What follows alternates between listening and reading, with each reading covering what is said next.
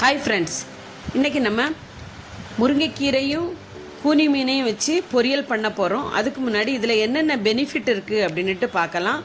Nagercoil special கூனி மீன் பொரியல் வந்து mostly நாகர்கோயிலில் எல்லாருமே விரும்பி சாப்பிடக்கூடிய ஒரு டிஷ்ஷு. இந்த முருங்கைக்கீரையில் என்னென்ன பெனிஃபிட் இருக்குதுன்னு பார்க்கலாம். முருங்கைக்கீரையில் அயன் சத்து இருக்குது, ஹீமோகுளோபின் அளவை வந்து கூட்டும். அதே போல் நம்ம உடம்புல ஹீட் இருந்தால் அதை தணிக்கும். இரத்த சோகை உள்ளவங்க அடிக்கடி முருங்கைக்கீரை எடுத்துகிட்டு வந்தாங்கன்னா உடம்பை வந்து நல்லா பலப்படுத்தும். கூனி மீனில் வந்து ஒமேகா 3 இருக்குது, புரோட்டீன் இருக்குது, புரதச்சத்து இருக்குது. இப்படி சத்து நிறைந்த இந்த பொரியலை வந்து நான் பண்ணுற மெத்தடில் நீங்கள் பண்ணி குட்டீஸ்களுக்கெல்லாம் கொடுத்தீங்கன்னா அடுத்த வாட்டியும் இதே மெத்தடில் பண்ணுங்க அப்படின்னு சொல்கிற அளவுக்கு ரொம்ப டேஸ்ட்டாக இருக்கும். ஹெல்த்தியான டிஷ்ஷும் கூட. கூனி மீன் கிடச்சின்னா இந்த மெத்தடில் பண்ணி பாருங்கள்.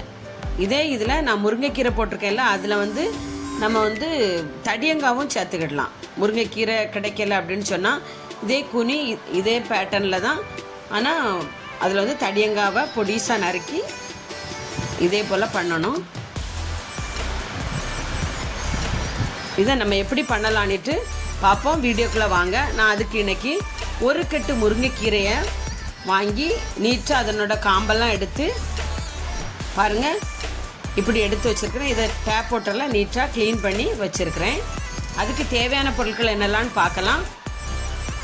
2 துண்டு தேங்காய், 1 ஸ்பூன் மஞ்சள், 1 டேபிள் ஸ்பூன் வத்தல், 1 டேபிள் ஸ்பூன் ஜீரகம், ஒரு 10 பல் வெள்ளைப்பூடு, ஒரு 10 சின்ன வெங்காயம். சின்ன வெங்காயம் இல்லை அப்படின்னு சொன்னால் பெரிய வெங்காயம் சேர்த்துடுங்க. அது எல்லாத்தையுமே மிக்சியில் நம்ம கிரைண்ட் பண்ணி கொரகொரப்பாக அரைக்கணும். அவியலுக்கெல்லாம் அரைப்போம்ல, அது போல் கொரகொரப்பாக அரைச்சி வச்சுருக்கிறேன் பாருங்கள்.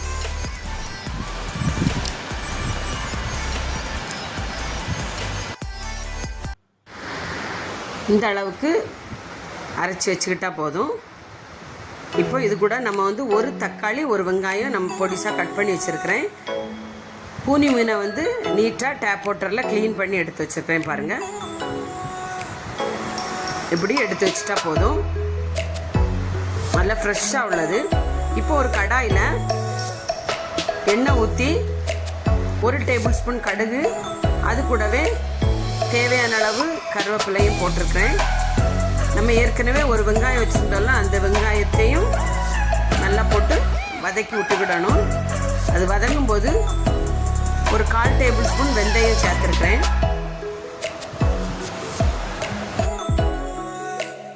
இது எல்லாத்தையுமே நல்லா வதக்கி விட்டுக்கிடணும்.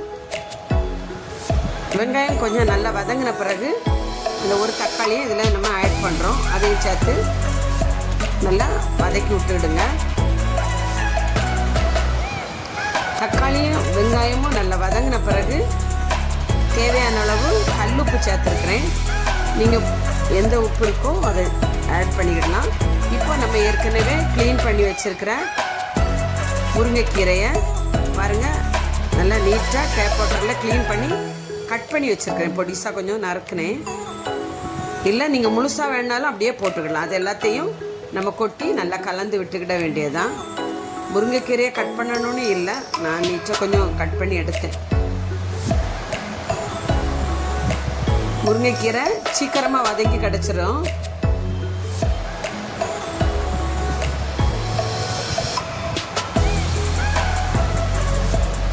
இது கொஞ்சம் நல்லா வதங்கி பாருங்கள், இந்த பக்குவத்தில் வரணும். அந்த சைட்லலாம் பாருங்கள் தெரியுதுல்ல, நல்லா கொதிக்க வந்த பிறகு அந்த முருங்கைக்கீரையும் நல்லா வதங்கிடுது. இந்த பக்குவத்தில் வெந்த பிறகு நம்ம ஏற்கனவே அரைச்சி வச்சுருக்கிற மசாலாவை இதில் கொட்டிடணும். அதையும் சேர்த்து நல்லா கலந்து விட்டுக்கிடுங்க. குயிக்காக வேலை தீர்ந்துருங்க. ஈஸி மெத்தட் தான். முருங்கைக்கீரை ஆயிரதும் அந்த கூனி மீனை நீட்டாக க்ளீன் பண்ணி எடுக்கிறது தான் வேலை.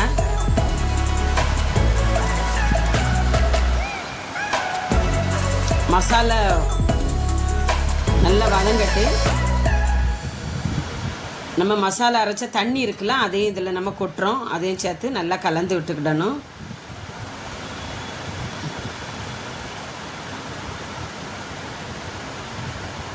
நல்லா கொதிக்கணும். அந்த மசாலையோட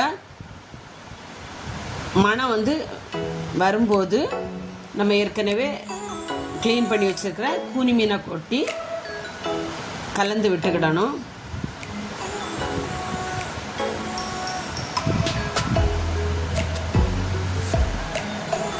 நல்லா நீட்டாக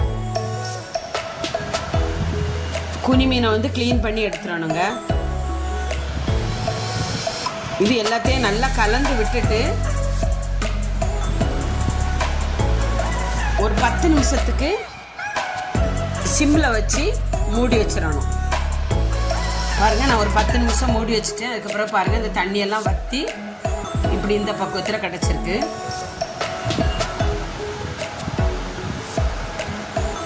மசாலா கொட்டி மசாலா வந்து நல்லா கொதித்த பிறகு நம்ம வந்து கூனி மீனை கொட்டுறோம். கூனி மீனை கொட்டிட்டு அது நல்லா கொதித்து மசாலா எல்லாம் ஒன்றாட்டு வரும். அதனால் அதை வந்து சிம்மில் வச்சு மூடி வச்சிடணும். ஒரு 10 மினிட்ஸ்க்கு வச்சு அப்படியே வேக விட்டுறணும். அப்போ அந்த தண்ணியெல்லாம் வற்றி இப்படி பொரியல் பக்குவத்தில் வந்துட்டோம். பாருங்கள், ரொம்பவே ஈஸி தாங்க. குயிக்காக வேலையும் தீர்ந்துடும்.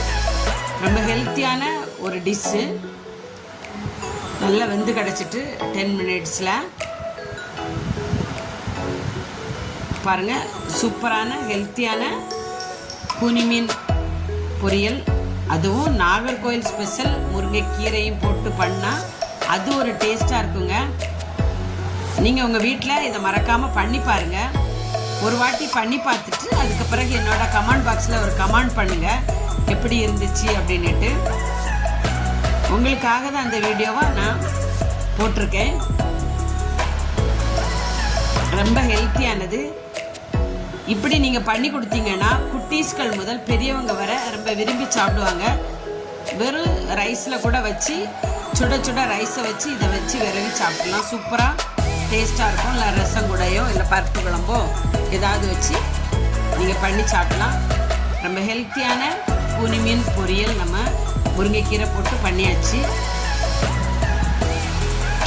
என்னோடய சேனல் இது வரைக்கும் யாராவது சப்ஸ்கிரைப் பண்ணாமல் இருந்தீங்கன்னா ஒரு சப்ஸ்கிரைப் பண்ணிக்கிடுங்க. நீங்களும் இதை சமைச்சு பார்த்துட்டு என்னோடய வீடியோவை உங்கள் ஃப்ரெண்டுக்கு உங்கள் ரிலேஷனில் யாருக்காவது ஷேர் பண்ணுங்கள். அவங்களுக்கு யூஸ்ஃபுல்லாக இருக்கும். இது வரைக்கும் என்னோடய சேனலை பார்த்த அனைவருக்கும் காட் பிளஸ் யூ.